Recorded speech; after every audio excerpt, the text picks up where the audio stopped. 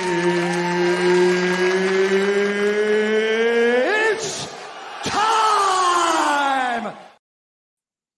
What's kicking, everybody? We are back for another episode of Pickin Fights.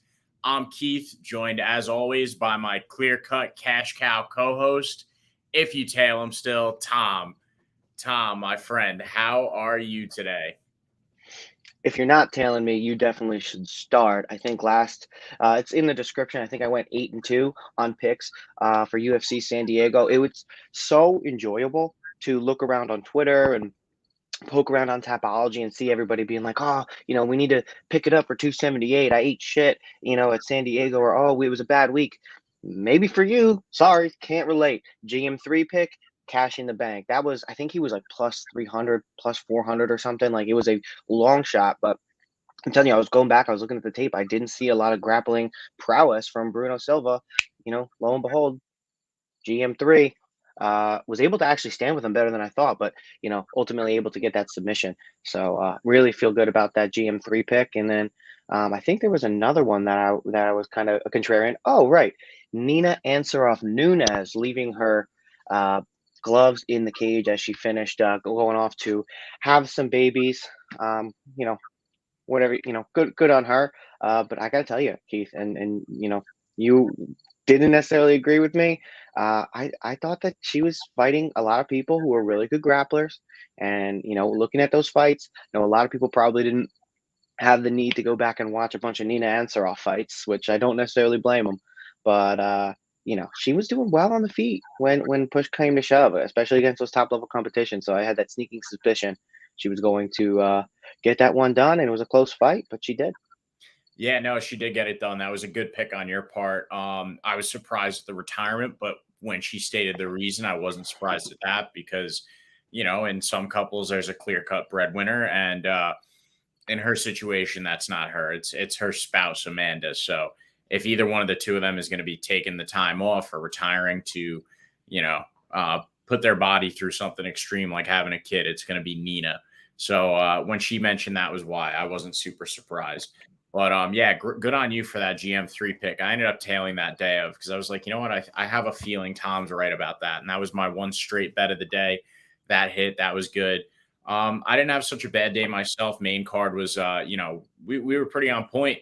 The one that I think surprised the both of us, we both had David ONama going into that fight against Nate the Train Landwehr. And yes, I was disappointed with my pick, but I was not disappointed with that fight. That was an incredible fight, action from start to finish. You have Nate Landwehr, who looks like he's asleep on the ground, on the canvas. Was unconscious. Literally unconscious, and then gets hit by ONama again, wakes him up, and then he just goes on a rampage for the next 12 minutes, I guess. Yeah, it was incredible. I remember, so when Nate got dropped at the beginning of the fight, I was like, it's got to get stopped. And just I don't know what was happening, but it looked like Mike Beltran was just a little bit late getting there. And by the time he did, Nate had already woken up and started fighting back. So he was like, well, I can't stop it now. Probably should have, but I can't. And now, and I'm glad that he didn't. I'm glad that fight went on. And then, David ONama definitely takes the first round. Second round, Nate Landwehr has ONama so gassed, more gas than I've seen guys at the end of the third round. He's, end of the third round, final 2 minutes gassed with 3 minutes left in the second. And I'm like, well, that's it. That's enough. That's all I need to see. Thanks for coming, David ONama. And he just managed to get out. I think a lot of that was supplemented by the fact that Nate Landwehr, and when he was in a lot of dominant positions on the ground against the fence, was able to just be like, you know what, back up. Let's continue fighting. And one time in the third round, he pushed David ONama against the cage, got up, walked around, and was looking at the crowd yeah, let's go. Turned around and David ONama was right there. He's like, oh, damn, forgot I'm in a fight still. Yeah. But that was a phenomenal fight. Fight of the year contender, top 3, right up there with Gilbert and Chimaev, right up there with, any of Michael Chandler's fights, to be honest. Phenomenal fight. Glad Mike Beltran didn't stop it. Accidents sometimes happen for the best, and we got blessed. Hopefully both guys are okay. Speaking of okay, Dominic Cruz's nose, not okay. That was so broken. That was destroyed. I've never seen somebody's nose go flatter into their face. Yeah, that was crazy to look at. One thing I want to mention about Mike Beltran, though, before we move on, you mentioned how Mike Beltran was a little bit slow getting there. Mike Beltran was not slow to avoid that last punch from Nate Landwehr at the end of the fight. Yeah, Those guys were fighting. Yeah. And speaking of like legitimately fighting, Marlon Vera and Dominic Cruz were legitimately fighting. Like they weren't putting on sport. They were legitimately having a scrap. Dominic Cruz in his monotone, super sarcastic tone of voice that was talking to him at the end of the round, like, "Oh, I'm gonna get you now. I have you figured out." And then, like Marlon Vera said, like, Perillo just said to him, he's like, "Hey, like when after you throw that left kick," because Cruz was circling off to the left, so he threw his right, boom, came back with the kick, hit Dom perfectly square right in the face. I think his toe dug into his lip a little bit. You saw the mouth guard, or the gum guard, as people like to say it, gum protector. Whew, what a knockout. I didn't see that coming. But at 37 years old, Dom Cruz, like, something's eventually going to go. Father time comes for us all. But I think Dom looked phenomenal up until that point, too. I mean, and Cheeto typically starts a little slow. So, I mean, I can't wait to see what we got from Cheeto Vera. He's probably one of the most exciting fighters in the UFC at this current moment in time. Super, super intelligent. He has a great corner with him. And the fact that amazing chin. Yeah, great chin. And the fact that him and his corner are able to dissect what somebody's doing and just notice it on the spot. Because Dom Cruz did come into this fight. Look, we knew what Dom Cruz was going to come in with. A lot of body work, the incredible footwork, basically patented for him at this point. But the fact that on the spot, they're like, okay, this is something different that Dominic Cruz came in with. Exploit this. And they did it. And it worked. And with Dominic Cruz specifically, he's so creative. He never gives you the same look twice. So, to be able to do that is, very high level, which we know all of these guys are. That's not a surprise. But the fact that they were able to do it to Dominic Cruz, who never gives you the same look twice, who, is able to come in from a variety of different angles, and he has that kind of, weird footwork. I think that Marlon Vera is just a new iteration of Dominic Cruz. You know what I mean? He's awkward himself. He throws a lot of, non-traditional things, spinning kicks. They both guys, they take later till the fight to really turn on and get going. They may get hurt early. They get hit early, but they usually come back. I look at the Pedro Munoz fight for Dominic Cruz specifically, more recently. These guys, I feel like they're cut from the same cloth. They had different patterns, and Marlon Vera a little bit more active with the kicks. But, either way, I think, we're just seeing Dominic Cruz versus a new iteration, a new trained, younger. And we can't forget about Marlon Vera. He grew up on the streets of Ecuador. They don't have a giant MMA program. So he grew up fighting to fight, just to being that guy. And that's why when they had that pre-fight interview where they're both wearing white and they're like, "Oh, I'm prepared to die," and Dominic Cruz is like, "Well, it's a good day for the fans. I'm prepared to die too."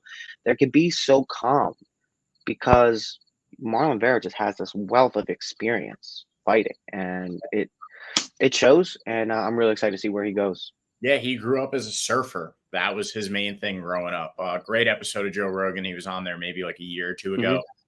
Great episode. Really got to learn a lot about Cheeto back then.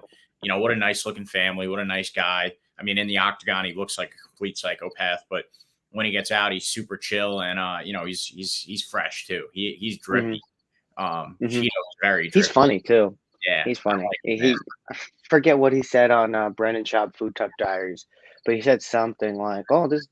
I don't even know. He's like, "Oh, this guy, he puts it in his asshole." Like he just like says like off the cuff, like out of pocket type things.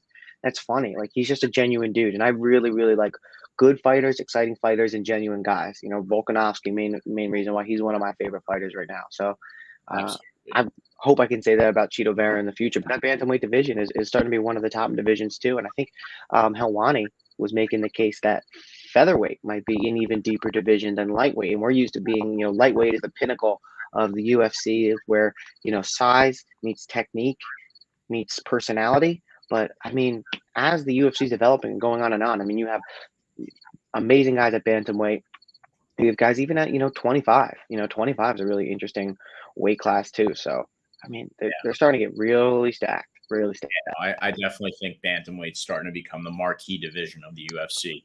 But so I'm so happy to talk about last night. It was an incredible night, but I'm even more excited to talk about UFC 278. So what do you say? You ready? I'm ready. Let's go. Let's hit it. All right. So before we dive in, I just want to remind all the people watching this right now or listening on Spotify to please like, comment, and subscribe to our content.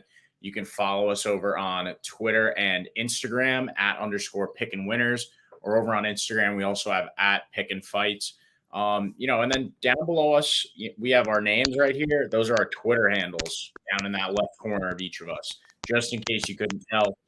And we've also got all of our socials.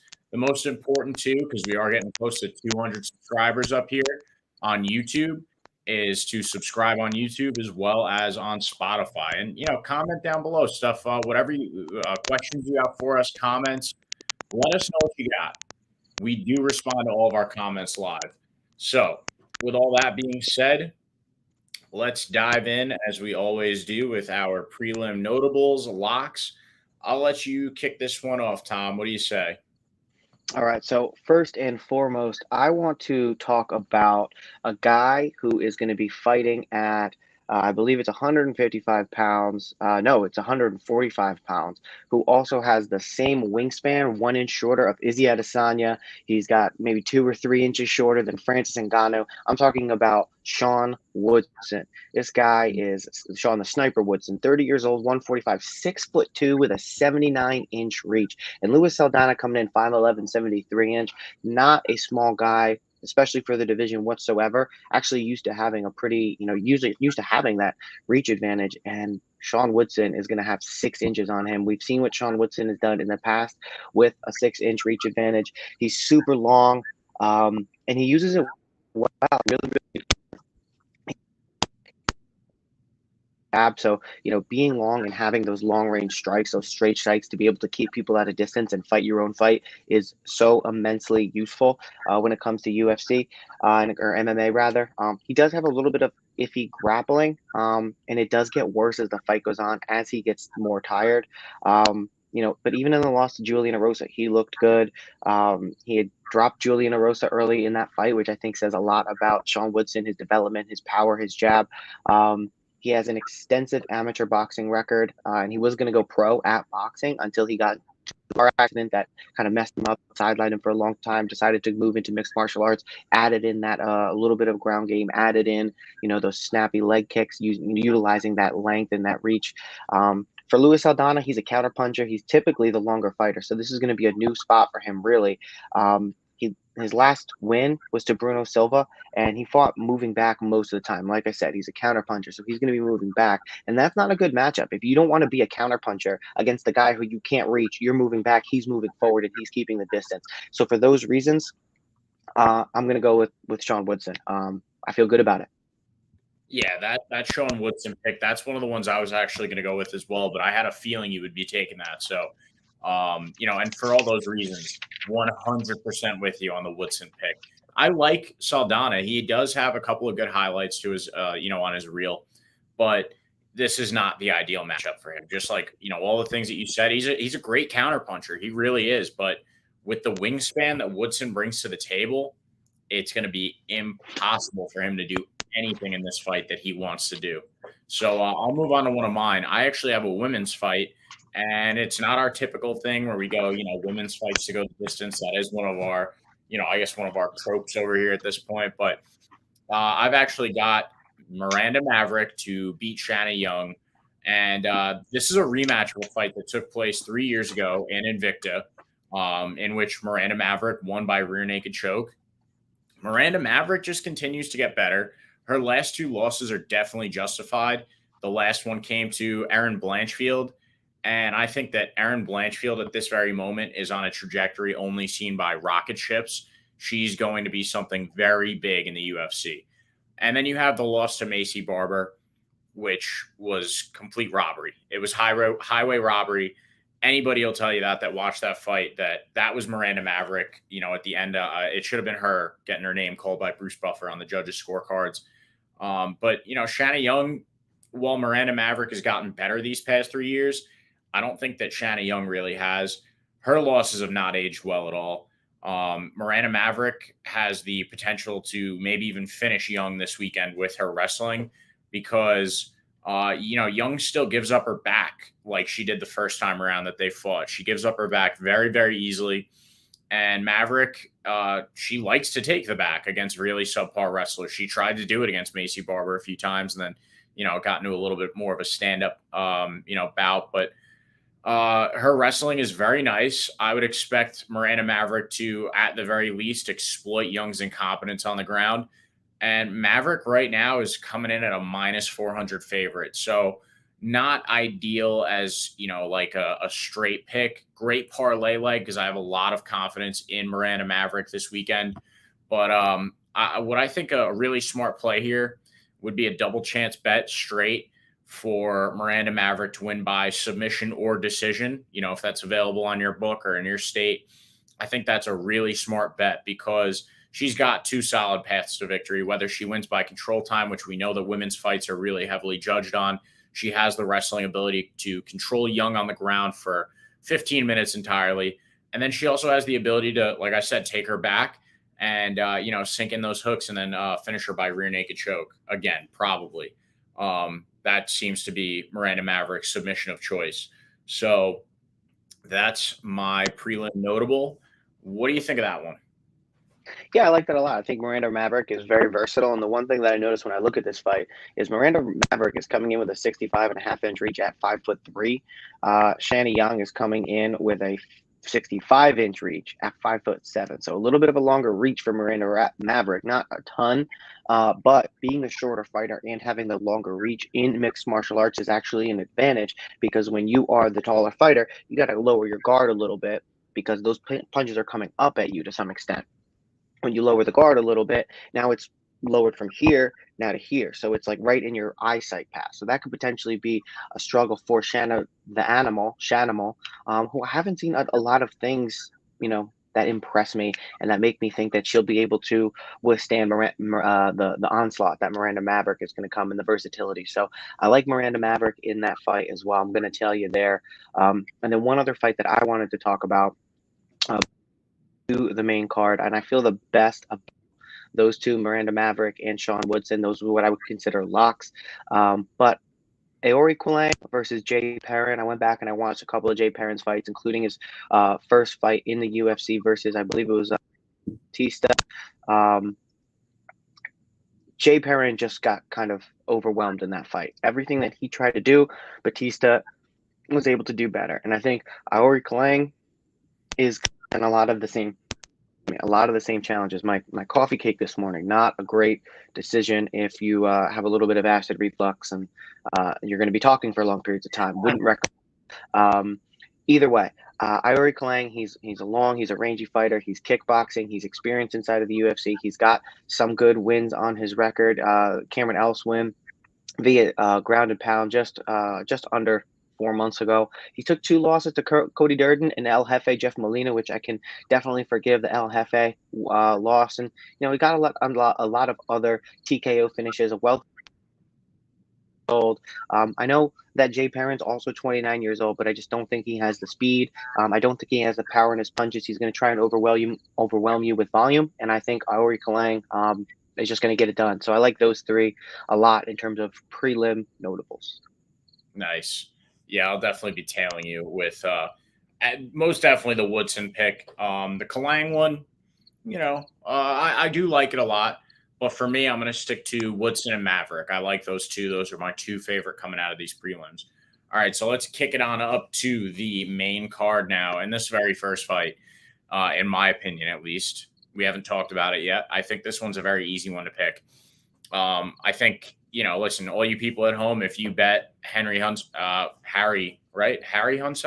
or is it Henry? I always get the two. Harry. Harry. I don't know why in my notes I have him as Henry. Stupid autocorrect.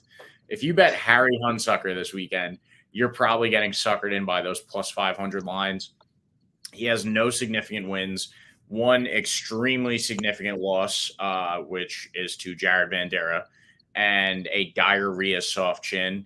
He's extremely slow, and he's definitely the slower man in this matchup with minimal head movement. He really doesn't move his head around at all. I mean, some heavyweights, you see them do that, but they also have better chins for the most part than Harry Hunsucker. He hasn't fought since December. And he's coming up against Tyson Pedro, who's really no stud either. He doesn't really have any crazy names on his, his record either. But he does have the power to potentially put Hunsucker out because, I mean, let's be honest, it doesn't take a whole lot to do that. It just takes an average heavyweight. So I'm going to take Tyson Pedro to win this one by knockout. I think that's probably the most likely outcome going into this. What do you think about this one, Tom? Well, there's a couple things that I will add to your point that, I think we failed to mention here. First of all, Tyson Pedro, the brother-in-law of Tai Tuivasa, they actually have a podcast together. They're launching a beer together. He spends a lot of time over at City Kickboxing and a variety of different coaches. Tyson Pedro is a guy who's had a bunch of knee surgeries and was out for about 2 or 3 years between 2019 and now. And we haven't seen a lot of him. His most recent fight, I know it wasn't against a guy that, we think too highly of in Ike Villanueva, but at the end of the day, and Ike has some leg strike issues of his own. But Tyson Pedro is he for a while before he got hurt, he was looking like that guy. He came in undefeated. He got a bunch of quick wins over some guys in the UFC. He's got power in his hands. He's got pretty good ground game too when it comes to being defensive. And then Harry Hunsucker coming down to 205 after an entire career at heavyweight, trying to thin down, always been a heavier, like fatter type of guy with a lot of muscle underneath him. But the biggest problems for Harry Hunsucker still remain, and that's going to be speed, and that's going to be defense, and it's going to be head movement. And, for a guy like Tyson Pedro, who's training with the top echelon of coaches and fighters, I just don't think that's going to be too big of a problem. He's going to have the reach advantage here. Tyson Pedro, he's not going to be the bigger man, in terms of muscle, but he's definitely going to be the bigger man in terms of stature and reach and a lot of the things that matter when it comes to MMA. So for this one, I'm feeling really good about taking that pick of Tyson Pedro, and that makes this, for me and you, Keith, our first super lock outside of the prelim notables, of course. Sure. It is a really good super lock too. And I did, you're right. I completely forgot about the, the relation to Tai Tuivasa and that he trains over at CKB with all the boys over there.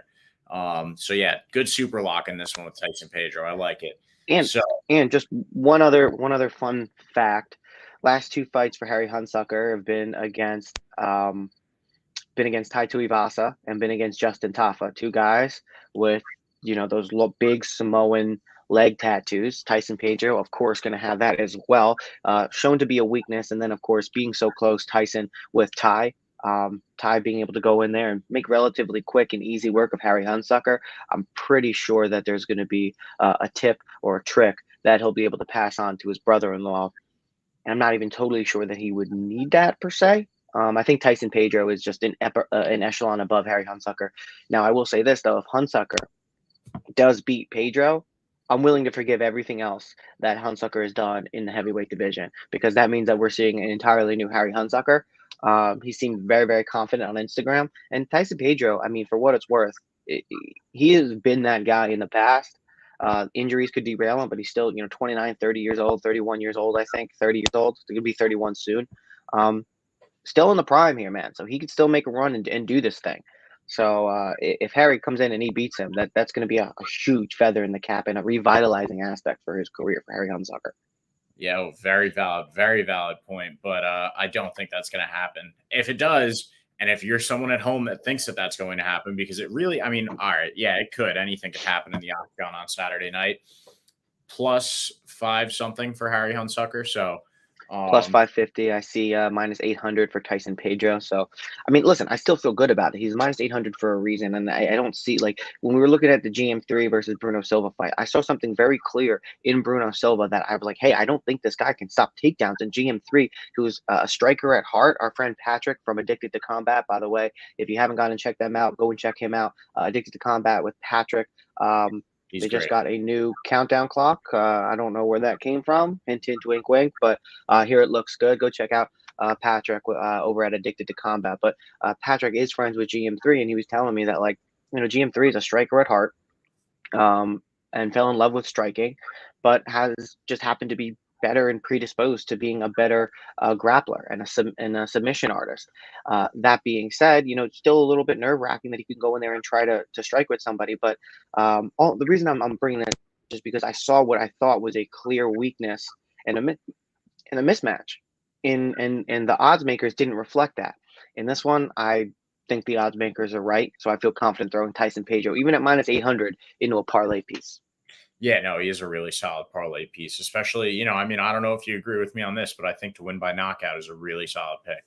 Knockout. 100%, 100%. Moving down in weight, cutting all that weight, I don't think you're gonna miraculously get a revitalized chin. No, definitely not. That's only And going Pedro hits hard, dude. Pedro sits down on his shots and he will throw hard. So he throws with bad intentions. Yeah. No, I mean that's what those Samoan Pacific Islander type guys do, though, man. They're bad boys. I'm looking forward to that Fun matchup. note. It's going to be Fun violent. note, playing UFC 4. I know you're a big UFC 4 guy. Create Yeah. a fighter. Gotta go with the nickname Bad Intentions. It's been my favorite. I've had a plethora of nicknames over the years. Tom, Bad Intentions. Well, the way John Anik recorded that sounds very good. Yeah, it's a sick one. So yeah, I'm definitely up for that fight though, but I forget what mine is in UFC 4. I'll have to come back to it with that one. But yeah, so now we have an actual heavyweight matchup to follow up that light heavyweight matchup, and that is between Alexandr Romanov and Marcin Tybura. And I think that this one's actually a little bit harder to pick than the last fight. And that's because both of these guys, it's a little bit more, that's just a better matchup. Both of these guys have pretty solid hands and pretty solid wrestling. But I think that, this undefeated new guy on the scene, Romanov, he just seems to be better in Tybura in both realms, standing and on the ground. I think he's overall much stronger than Marcin Tybura. He's slightly more compact, weighs a little bit less, but his striking is so much more crisp than Tybura.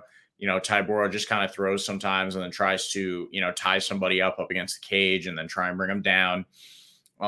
He can also out wrestle Tybura as well, as at least from what I've seen so far. He hasn't fought nearly the same level of competition as Marcin Tybura. Tybura has been fighting the upper echelon of the heavyweights for quite some time. I believe he just fought Volkov last, lost that one by UD. But, you look at Romanov and he's really, skill wise, he looks like he's up there. And he's only slightly smaller, maybe like an inch shorter than Tybura, gives up 3 inches in reach. But, I think, it's going to be a much better fight than the last one around. And when it's a fight like this, where it's probably going to be fireworks.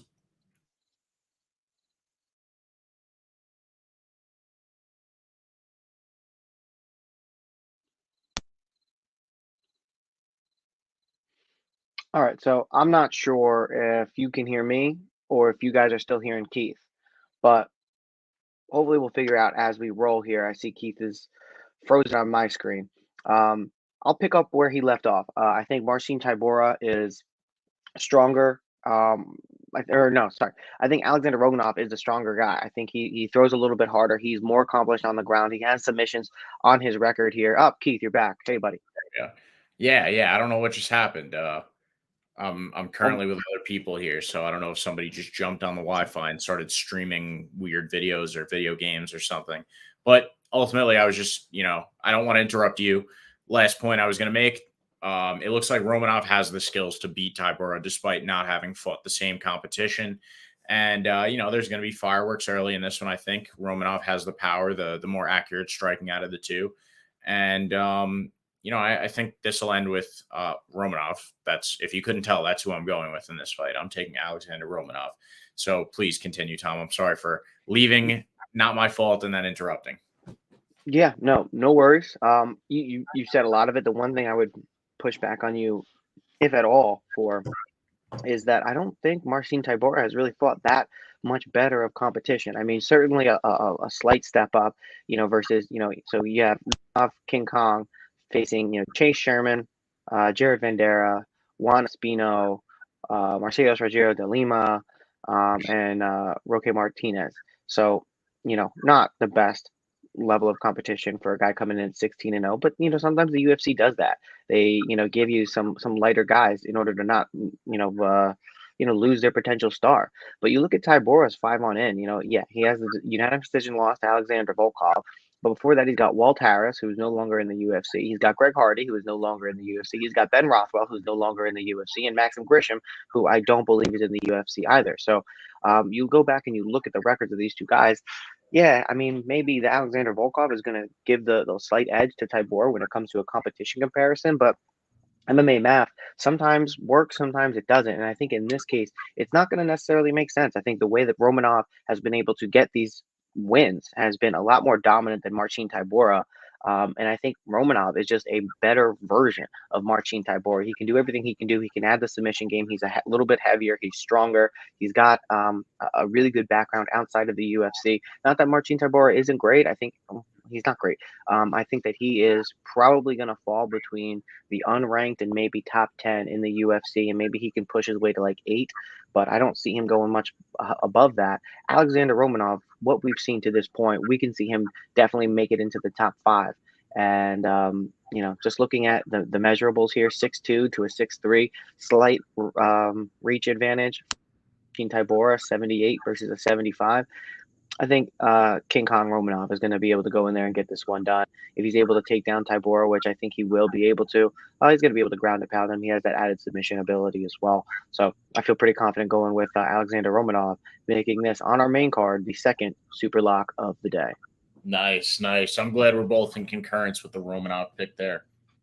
I'm starting to become a fan of his too. He's he can be a little bit exciting from time to time, and I look forward to seeing just how far he can go after this win over Tybura this weekend. So next up, we've got a fight that I'm very, very excited for as well. I mean, these final 3 fights on this card are, chef's kiss, something to look forward to. And I think that José Aldo in this one, listen, if you're watching this right now on Sunday with us, high value dog in José Aldo. I don't know if Tom's going to agree with me, but José Aldo is currently at plus 100. And I just snagged it like literally 10 minutes before we came on here as I'm looking at the lines, because it's going to move once the public starts to vote. Bet. You have some names that the people know, and José Aldo is one of those. Merab Dvalishvili is not really a name that the casuals know that are going to be betting on big pay-per-views. So, and then you look at José Aldo, he's historically really, really good against prominent wrestlers. Chad Mendez, Frankie Edgar, to name 2 of them. And he also has wins over a few guys that really prefer the ground and pound. The ground against prolific strikers like José Aldo, such as Rob Font and Renato Moicano. He doesn't really have losses to guys that are great wrestlers, and Merab is really incredible at wrestling. Merab did have a win, a really great win in his last fight against Marlon Moraes. However, that was Marlon one fight before he retired. And he was seriously falling off at that point in his career. But you look at that fight too, and Marlon sat down Merab in the first round of that fight after just chopping up his lead leg, because Marlon has really good leg kicks. But Merab is a little wild standing up, and he makes mistakes that leave his chin wide open. He throws crazy wide punches. And his chin is just out there. And when you have a guy that's not only can he be aggressive, but he can also counter very, very well in Aldo, he's going to land infinite hooks before Merab really even knows what happened. I think José's got some of the best leg kicks in the history of the sport as well. So, if Moraes was able to chop up Merab's front leg, José Aldo is just going to tear it to bits. So I think my advice to everybody out there, again, do this at your own risk, but I think it's very, very smart to lock in José Aldo before this line moves. He is probably my favorite live dog that we've had on this show in a little while. And definitely of the week. He's one of my favorite picks of the week. He's going to be my biggest straight pick of the week, but the line's not going to stay at plus 100 for long. So for all those reasons, I'm going with José Aldo. Now I'm curious to see where Tom is going to go with this one. Are you going to go with Merab or leaning towards José? This is a tough one for me. I'm a big Merab guy. Merab, the work rate. Going back and looking at some of his fights, though, he's a quick guy. He's a powerful guy. He's explosive. But we haven't seen that put away knockout power really up until Marlon Moraes, who's put away by almost everybody. And in that fight, Marlon Moraes dropped Merab once, maybe even twice.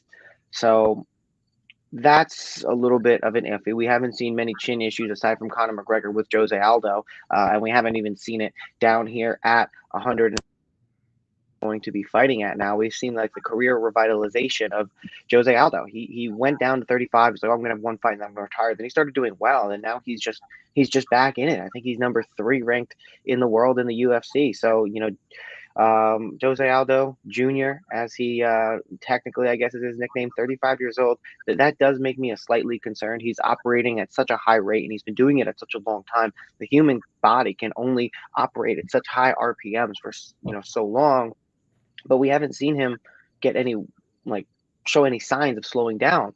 For Merab, he's a guy who gets a lot of takedowns, but he rarely will hold people down and beat them up on the ground. So he gets these takedowns, and that wins on the judges, and sure, that definitely has an effect on the fight. But a lot of the times, these guys that he's taking down will find their way back to the feet, and then Merab takes them down again. He's got incredible work rate, and the guy is legitimately insane. He's a super nice guy outside of the cage, but he's legitimately insane. I mean, he dove headfirst into a solid lake of ice, and his scalp was like peeling off, and he had to run home holding it closed. And he, smiled and laughed about it, talking to Ariel Helwani. So the guy's legitimately nuts. He has an insane work rate and gas tank. The thing that makes me concerned is Jose Aldo has an insane fight IQ. I think he's definitely going to be pushed. And at 36, going on 36 years old for Jose Aldo, I don't know if he's going to be able to keep up with, in the later rounds, the work rate of Merab Dvalishvili. A lot of the guys think the secret to success to beating Jose Aldo is beat up that front leg so we can't use it against you, and he's a little bit more stationary. But we've seen everybody who fought Jose Aldo ever since Volk try and beat up that front leg, and it hasn't really worked that much. I mean, he fought Marlon Moraes, and that was a very, very close decision in his first fight at 35. Came back, he fought Peter Yan, he got KO'd or a TKO from Peter Yan. So, I'm not, as the current champion, like I can't really, or not the current champion, but if you have Aljo at 1, Piotr Yan is number 2, or even 1A in some people's books. Then he's got the win over Marlon Cheeto Vera, which I think, and Cheeto fought his typical fight where he comes on later in the fight. But Jose banked 2 rounds at that point, but still, another big feather in the cap of Jose Aldo after what we've seen with Cheeto Vera, especially last night in Dominic Cruz. He's got the win over Pedro Munoz. And he's got the win over Rob Font, where he just really kind of went to town on Rob Font. So this is Jose Aldo's first fight back, I think, at 5 rounds. Or maybe the Jose Aldo fight, or the Rob Font fight was 5 rounds. I can't quite remember, but I think I'm gonna have to lean with Jose Aldo. I think the fight IQ is going to be on his side, but I'm personally not going to touch it with my wallet because I'm a little bit nervous. I think that work rate of Merab Dvalishvili and the fact that he's been working, with Ray Longo and boxing, and he's got the grappling background and working with guys like Aljo. I think Merab is steadily improving, and even if he does drop this fight, I think Merab is still going to look good, and we're going to realize that he is of that caliber with the Jose Aldos in the top 5 of the division. Like, I could definitely see Merab even losing a decision, still getting his rank a little bit higher. So I like Jose Aldo, but I don't not like Merab Dvalishvili. This one's going to be really close. It's going to be interesting because both fighters are really specialized in what the other is not good at. Jose Aldo, I mean, not to say that he's not good at wrestling, but, with the Rob Font fight, he was going back and forth with Rob Font on the feet. In the 3rd round, he took him down. It was a 3-round fight. I'm running it now. He took him down, and he took back control, and he basically didn't allow Rob Font to get up. And he was able to win that. And that's just another example of him using fight IQ. Jose Aldo only has 1 submission on his record, but I think Merab Dvalishvili only has 1 submission on his record. For such a highly touted and accomplished grappler and ground guy, he doesn't have a lot of these submissions. I think Jose Aldo and Merab probably going to be the stronger guy. I mean, he's built with that Michael Chandler, kind of barrel-bodied, wrestler style, really strong core. Maybe he's going to be able to take down Jose Aldo. He probably will. I don't think he's going to be able to hold Jose Aldo down. Jose Aldo hasn't been held down by anybody, and he's fought the best of the best top level grapplers. So I'm gonna have to lean with Jose Aldo. He's got the experience, he's got the fight IQ, he's got the faster punches, he's got the knockout history on his record. Merab Dvalishvili doesn't have any of that yet. Hard to say if that Marlon Moraes KO was Marlon Moraes being super chinny like we know he is, and he went on to retire following that, or was that Merab Dvalishvili and his striking ability leveling up. It's really, really hard to say. His striking has looked much better in the past. I don't think it's going to be on a level to compete with Jose Aldo. He'll probably get him down. Jose will probably be able to get back up to his feet. And I think he's probably going to take 2 out of the 3 rounds, unless we're going to have some weird judging where they're going to value those takedowns, even though there's not a lot of work done with them, over Jose. But I also feel like, in the last point, when you're fighting a guy like Jose Aldo with a name, with a legacy, undoubted Hall of Famer, probably the best featherweight of all time, it's going to be like you have to beat the champ to be the champ situation in the eyes of the judges if it does go that far. And I think there's a good chance of that. So the one thing that I would bet on with this fight is that it goes the distance. Yeah, that's a smart pick. I think that's a really smart pick. Like I said, what it comes down to for me is just watching that Moraes fight, seeing the way that he was able to chew away at Merab's front leg with those leg kicks. Jose Aldo is going to abuse that front leg, and all the wild stuff that Merab throws, the counter striking is going to be there. And yeah, the fight IQ, and then historically just how good he is against, highly touted, guys with great ground game and great grappling. I mean, Chad Mendes was like incredible at the time at wrestling. He held McGregor down for, what was it, like 3 rounds until Conor got up and knocked him out. That was really Chad Mendes' fight to lose. And, I think Jose Aldo, it's history's on his side with this one. He definitely is one of the GOATs. So next up, we've got a bit of a weird fight. We've got Paulo Costa versus Luke Rockhold. And what's the thumbs down for? You don't want this fight? Boo, Luke. Boo. Boo, Luke. You suck. Boo. Yeah, I agree. Boo. And nobody likes you. This one really comes down to, like, who do you trust more, right? Because, like, as bettors and guys that, we pick fights, it can be hard to trust either one of these guys because you've got Paulo, weird drama Costa, and then you've got, this part-time Ralph Lauren model with a really strong jawline, but a really weak chin. And, you have to consider all the things that the two of these guys bring to the table. You have Paulo, who didn't make weight his last time around. First, he had that whole weird wine thing with Izzy. Then he didn't make weight against Marvin Vettori. And still looked good against Marvin. He put up that was a fucking banger of a fight. Oh yeah, don't get me wrong. I was going to get into that. I mean, the two of those guys, Marvin Vettori has an incredible chin because Paulo Costa was throwing a lot of crazy stuff at Marvin, like, lots of 1-2 head kick combos, a lot of crazy roundhouse kicks to the body. And basically for me, I just don't think Luke Rockhold, despite the time away, because the last time he fought was in 2019 against Jan Blachowicz when Jan knocked him out. And right before that was Yoel Romero in 2018 when Yoel Romero knocked him out. It's like a misdirected fart could knock out Luke Rockhold at this point. And I think Paulo Costa, the power that he showed in that Vettori fight, we all know Vittori's got an incredible chin, but against a guy like Luke Rockhold, it's going to put Luke Rockhold to sleep. He's going to be knocked out on that octagon. And the only thing that I could see potentially going for him, like I was starting to get into and got away for a second, is maybe the time away. Maybe. But I think Luke Rockhold, ever since I think it was Vitor Belfort that he fought when Vitor hit him with that spin. I forget what spinning kick it was, but he knocked him flat out. And ever since then, Luke Rockhold got super chinny. And, especially in his last couple of fights, just easy to knock out. With the power that Paulo throws, it's gonna do damage to Luke Rockhold. But it's a matter of who you trust more. If you think that Luke Rockhold, maybe the time away, it seems like he took things a little bit more serious, was training super hard at Ruka for like the past year almost.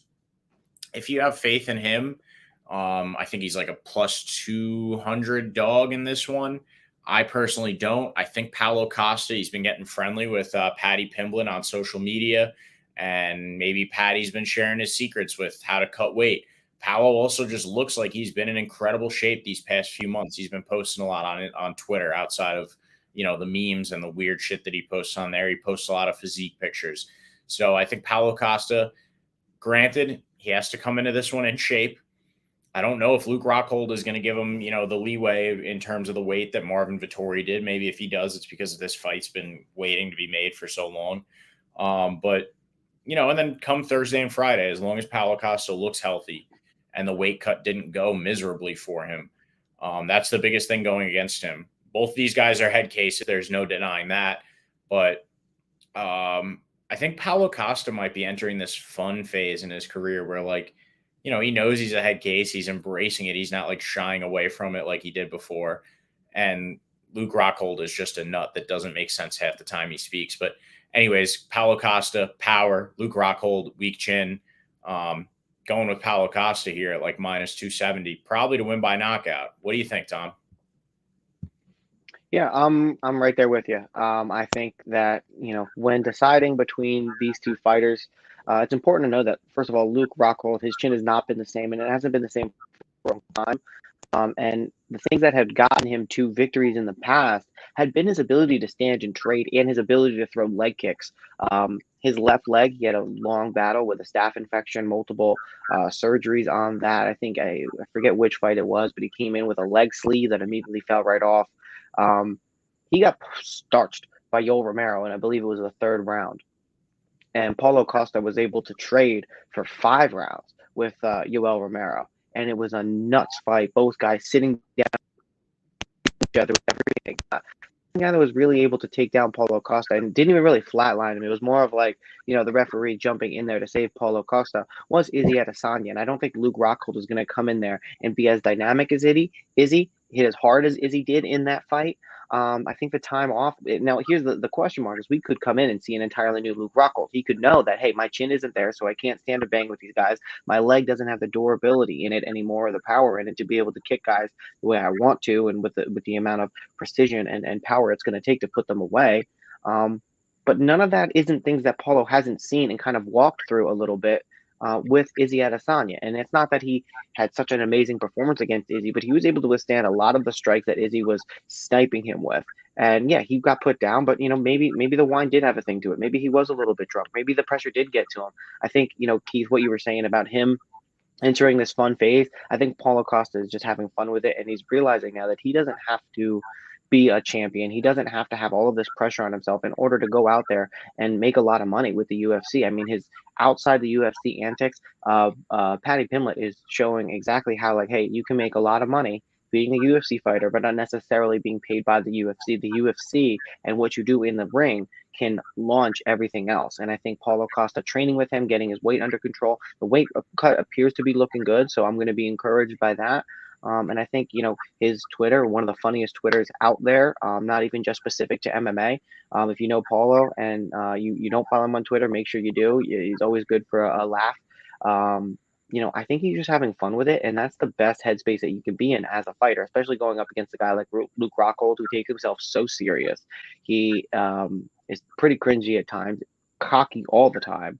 And I'm at this point, he walks around like he's still the champion of the world, which, surely at one point he was. But I mean, that was the whole thing with Michael Bisping.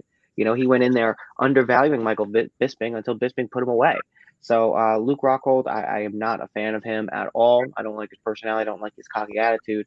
But Paulo Costa, I don't see any chink in the armor that Luke Rockhold will be able to exploit. And that's really what I'm looking for when I'm looking at these fights here. Hard to predict because we don't know what Luke Rockhold's going to come in. Maybe he's going to come in here and, show off his ground game. But we haven't seen Paulo Costa really get taken advantage of on the ground by anybody either. Not to mention that Paulo Costa was huge for the weight class, all muscle, will probably be able to outmuscle Luke Rockhold. Luke Rockhold, when light heavyweight, middleweight, and just got knocked out all over the place. 3 years off. I don't know if that's enough time to repair your brain and repair your chin at that. Does he really, really want to do this? I mean, coming back after 3 years off, after a bunch of injuries, and have to start again. And how old is Luke Rockhold? He's coming in at 37 years old. Yeah, I'm just not seeing a lot of things that lean me in the corner of Luke Rockhold. I like it. I think it's a fun fight, and I think we get to see Luke get put away That's the most fun thing about it for me, and I can't wait to see how Paulo, does it. I think the press conference is going to be fantastic, and the post fight interview is going to be great. And I'm excited that we have this fight because everything seems good to me. And if Luke wins, that'll be nuts in and of itself. So all's good in the neighborhood for the co-main of UFC 278 for me. Yeah, man. Definitely looking forward to that one. Paulo Costa, those legs are like baseball bats, and if one of those connects with Luke Rockhold's chin, it's going to be night. Quick question. I don't know if you saw this, and I don't know if it was just like, something maybe it was like a MMA F press page, but I saw that potentially Paulo Costa left Waleed to be represented by his girlfriend. Did you see that as well? I didn't see that. It might have been F press, but Yeah. let's look this up. Yeah, well, I was just thinking, Waleed always adds like an extra element of excitement to his fighters. He's fun. He kind of like snatches the microphone. If you're not familiar with him and he's still representing Paulo Costa, then you'll be seeing him on Saturday. But if not, then it'll just be all Paulo on the microphone. But that's just something to look out for because Waleed is a character. But I wasn't entirely sure. I forgot to follow up on that. No, I think you're correct. I'm seeing this on the Sun right now. UFC star Paulo Costa fires controversial manager Waleed Ismail and replaces him with stunning model girlfriend. That's hilarious.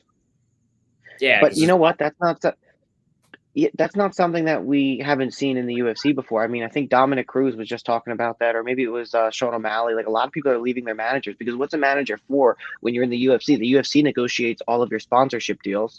Yep. So like UFC gets a deal, they just go, "Hey, do you want to do this?" And you go, "Yeah." So like, there's a lot of reasons that like you don't necessarily need a manager in the UFC. You know what's funny though is the last guy that I remember that had his girlfriend specifically represent him, not just like go do it himself. Like Dominic Cruz does his own deals, but last guy that his girlfriend did it was Mike Perry. His girlfriend she was in his corner, and he won.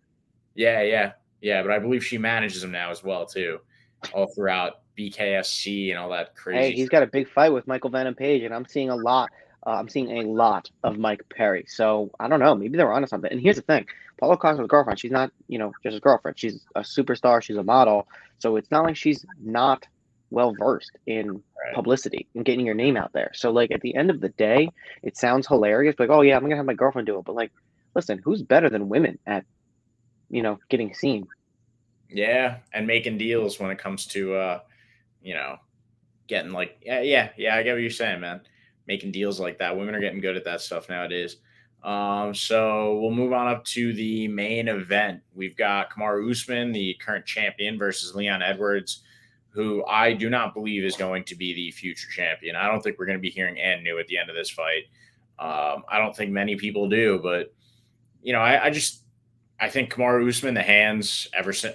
What can we say that we haven't said? We've talked about Kamaru Usman so many times on this show. The hands are incredible.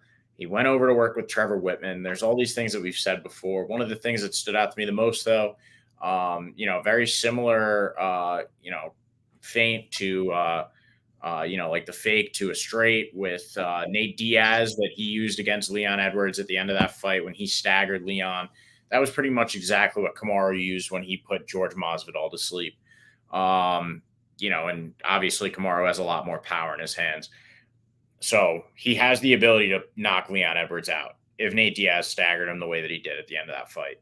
Plus Kamaru Usman, we've talked about it before as well. Guys that really follow the sport, we know that Kamaru Usman's knees are pretty shot. Can't run on pavement. He just doesn't really run period anymore. Big bicycle guy. But he has threatened using his wrestling against Leon Edwards.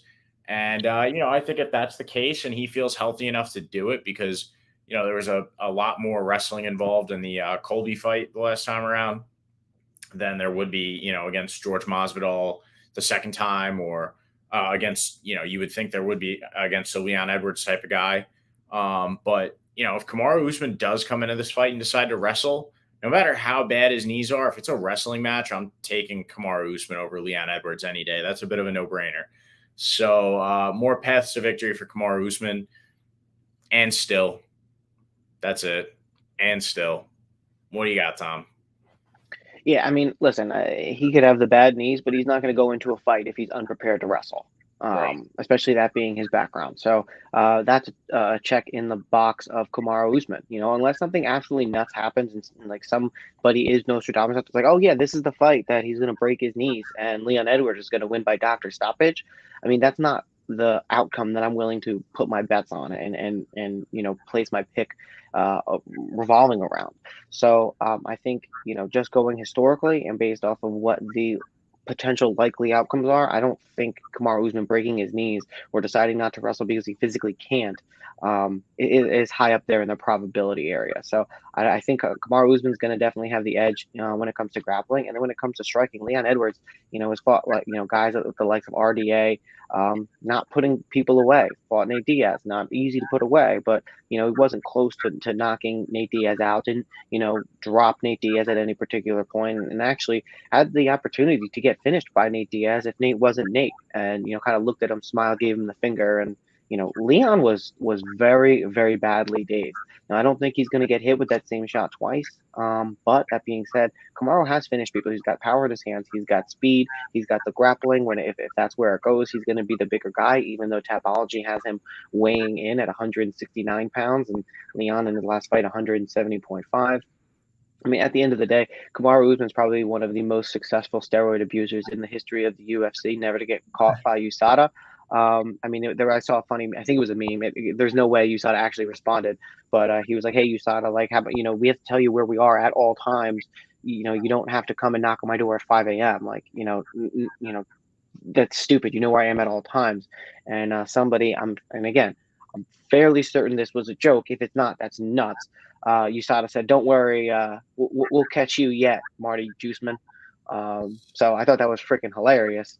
But, at the end of the day, it's not unknown that Marty Usman has a dad who is kind of a corrupt what do you call it, pharmacist. And, there's a lot of questionable things about him, his physique. Maybe it's genetics. But typically you don't see a guy that big be able to have 5-round cardio like Kamaru does, especially not being able to run and having to, exclusively use the bike and swimming. So I don't know. Maybe Marty is onto something and his team has figured something out that nobody else knows. Either way, he's looked great. I haven't seen too many things that make me nervous about Kamaru Usman, especially against Leon Edwards. And I think Leon Edwards, especially after the Nate Diaz fight, just didn't look as good as he needed to look for us to think that he's going to